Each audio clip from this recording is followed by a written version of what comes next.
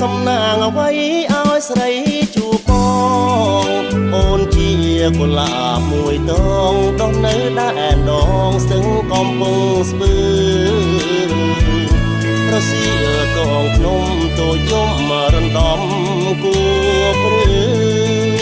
នេត្រាចាំងចោលពន្លឺអោកំពង់ស្ពឺជុំរើស្នេហ៍ព្រួញស្នេហ៍បាញ់ចំសណ្ដំដួងចិត្តមេឃអើយកុំនៅងងឹតជួយវែកដួងចិត្តឲ្យផុតភ្យុងខ្មៅកុលាបដងស្ទឹងប្រលឹងអូនកុំមងសៅបងសុំស្នាចិត្តពីលពៅរៀបចំជាផ្លូវវាសនាសូមបូជារក្សាខ្លែផ្លិនសំភងបងស្ម័គ្ររូបអូនស្មងដូចជាទឹកជ្រោងហូរលើថ្មដាអងរឹងអូនយល់ស្រមោលជាប់ក្រោមព្រឹក្សាជាអងរឹងវាសនាយល់ដួងចិន្តានៃយើងទាំងពីរកនសាយនិស័យដាស្រីឲ្យបងដឹកជាប់ក្លិនខ្លែបនួនអងជាតិលីងសូមសងមិនឲ្យបាត់បង់ស្ពានយល់បានដឹងសូមជួយធ្វើសាំងសីផង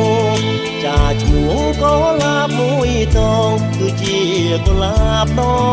ងស្ទឹងស្នេហ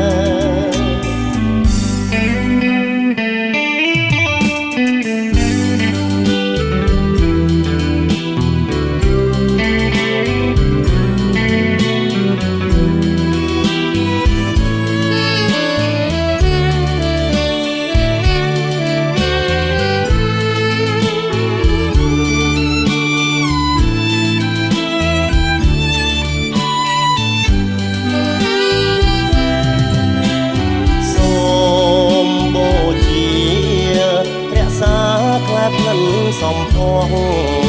បងស្ម័គ្ររូបអូនស្មងដូចជាទឹកជ្រោងហូរលើថ្មដាអងរឹងអូនយល់ស្រមោលជាប់ក្រោមព្រឹក្សាជាអងរឹងវាសនាយល់ដួងចិន្តានៃយើងទាំងពីរកនសាយនិស័យដាស្រីឲ្យបងដឹកជាប់ក្លិនខ្លែបនួនអងជាតិនេះសូមសងមិនឲ្យបាត់បង់ស្ពានយល់បានដឹងសូមជួយធ្វើសាំងសីផង